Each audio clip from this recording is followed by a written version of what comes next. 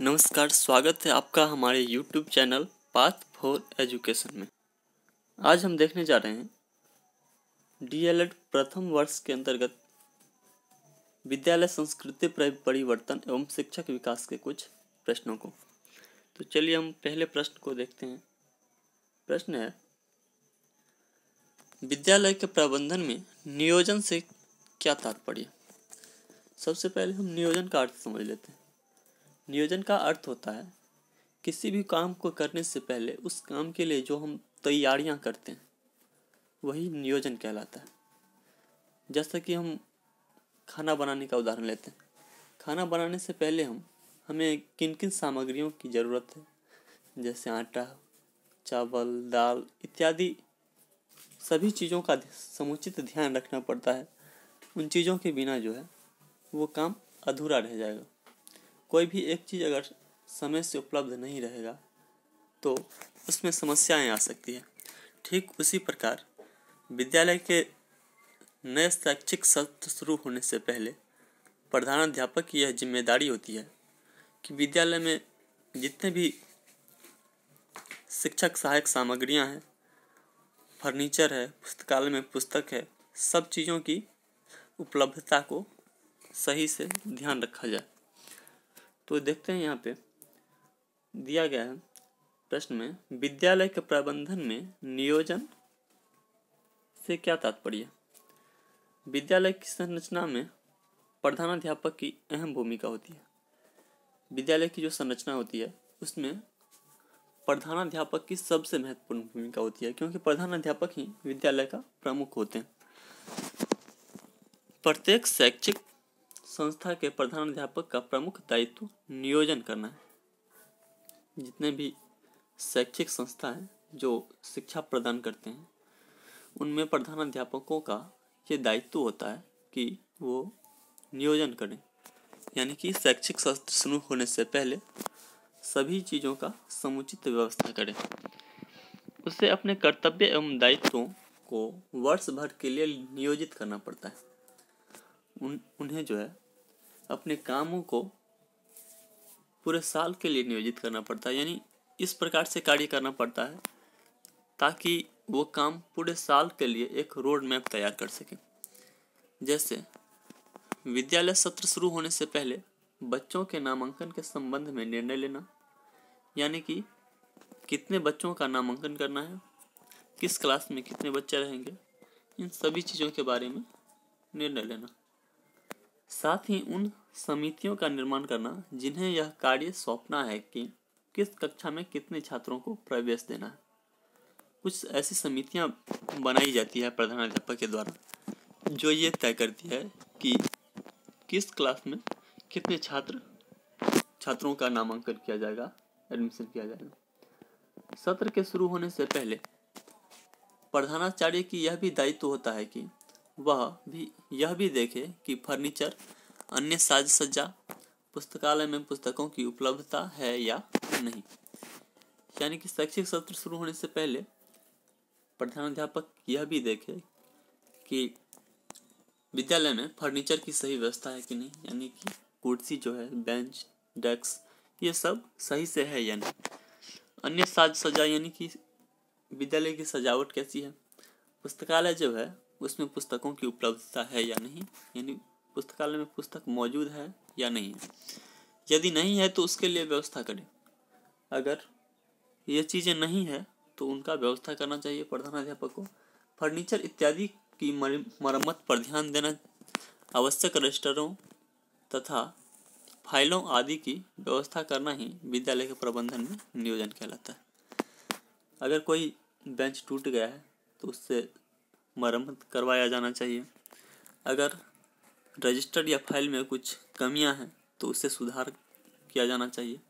यही सब जो है विद्यालय के प्रबंधन में नियोजन कहलाता है। अगला प्रश्न है, विद्यालय में समय सारणी के महत्व को बताएं। उत्तर दिया गया है यहाँ पे, विद्यालय का समय सारणी एक ऐसा दर्पण है जिसमें विद्यालय के समस्त शैक्षिक एवं पाठ्य सहगामी कार्यक्रम प्रतिबिंबित होते हैं। यानी कि विद्यालय समय सारणी एक ऐसा दर्पण है, एक ऐसा आईना है जहाँ पे विद्यालय में क्या क्या चल रहा है, कब क्या करना है, किस समय पे कौन सा सब्जेक्ट पढ़ाना है, कौन सा टीचर कब आएंगे, सब कुछ पता चल जाता है। समय सारणी के महत्व को निम्न प्रकार से समझ सकते हैं। पहला है, समय सारणी से विद्यालय के अनेक कार्यक्रम का ज्ञान होता है। इससे हमें पता चलता है कि विद्यालय में कौन कौन सी सहगामी एवं शारीरिक क्रियाएं चलती है, खेल कूद की क्या व्यवस्था है तथा प्रत्येक क्रिया को कितना समय दिया जाता है। समय सारणी से विद्यालय के जितने भी कार्यक्रम हैं सबका पता चल जाता है।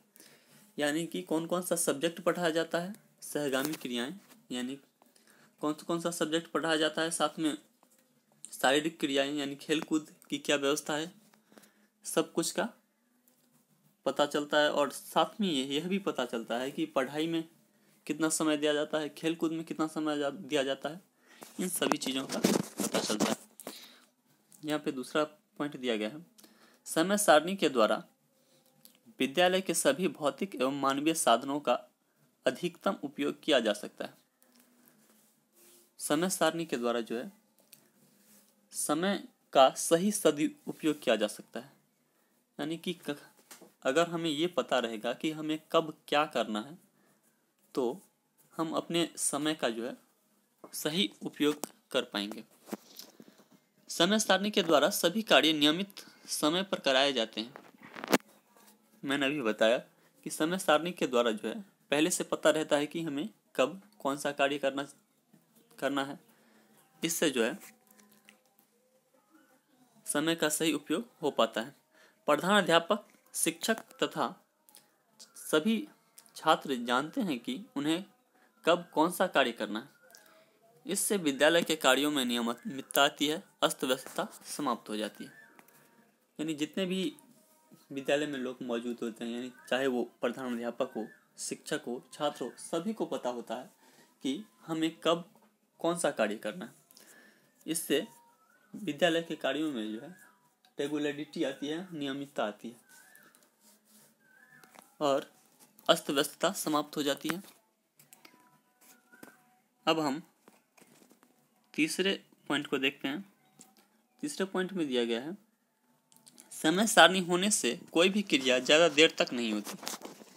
यानी सभी चीज़ों का टाइम फिक्स होता है कि कितने टाइम में कौन सा कार्य करना है, तो कोई भी काम बहुत ज़्यादा देर तक नहीं होता है।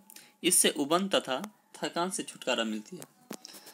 अब चलिए एक उदाहरण लेते हैं। जैसे विद्यालय में कोई छात्र गणित से उबता है, यानी उसे गणित पसंद नहीं, अगर 2 घंटा तक केवल गणित ही पढ़ाया जाए तो उस छात्र को उबन महसूस होने लगी और उसे पढ़ाई के प्रति रुचि समाप्त होती चली जाएगी। लेकिन समय सारणी से सभी विषयों को बराबर समय दिया जाता है और इससे छात्रों में उबन और थकान नहीं होती है। आगे है, समय सारणी से छात्रों के नैतिक गुणों का भी विकास होता है। छात्र समय के महत्व को जानने लगते हैं, यानी कि कब उन्हें कौन सा कार्य करना चाहिए, कौन सा कार्य नहीं करना चाहिए, इन सब चीज़ों में उन्हें पता चल जाता है। उनमें नियमितता आती है और उन्हें विभिन्न साधनों एवं समय के बीच समन्वय स्थापित करने में सहायता मिलती है। चौथा पॉइंट है, समय सारणी से शिक्षक तथा छात्र दोनों यह समझ जाते हैं कि प्रत्येक विषय का अध्ययन अध्यापन के लिए कितना समय लगता है। यानी कि कौन सा विषय कितना देर पढ़ना है, कितने देर में कौन से विषय को कवर किया जा सकता है, इससे पता चलता है। समय सारणी से पता चल जाता है छात्रों को भी और शिक्षकों को भी। इससे सभी शिक्षकों के कार्यभार में समुचित बंटवारा हो जाता है और बीच बीच में शिक्षकों को विश्राम का भी अवसर मिलता है। यानी कि एक क्लास समाप्त होने के बाद कुछ गैप दिया जाता है। इससे छात्र और शिक्षकों को भी थोड़ा विश्राम करने का अवसर मिल जाता है। उपरोक्त बातों को समझकर हम यह कह सकते हैं कि समय सारणी के अभाव में किसी विद्यालय को व्यवस्थित रूप से संचालित नहीं किया जा सकता है। अतः विद्यालय में समय सारणी बहुत ही महत्वपूर्ण है। समय सारणी जो है बहुत अधिक महत्वपूर्ण है विद्यालय के लिए, क्योंकि समय सारणी के बिना जो है विद्यालय को सही रूप से नहीं चला जा सकता है। अगर समय सारणी नहीं रहेगा तो हमें ये पता ही नहीं चलेगा कि हमें कब कौन सा कार्य करना चाहिए। जिसको जो मन होगा वही काम करता चला जाएगा, एक ही कार्य को बहुत ज़्यादा समय दे दिया जाएगा। इससे छात्रों में उबन महसूस हो सकती है। तो समय सारणी जो है बहुत ज़्यादा महत्वपूर्ण है। चलिए, तो इस वीडियो में इतना ही। आगे के प्रश्नों को हम अगले वीडियो में देखेंगे। धन्यवाद।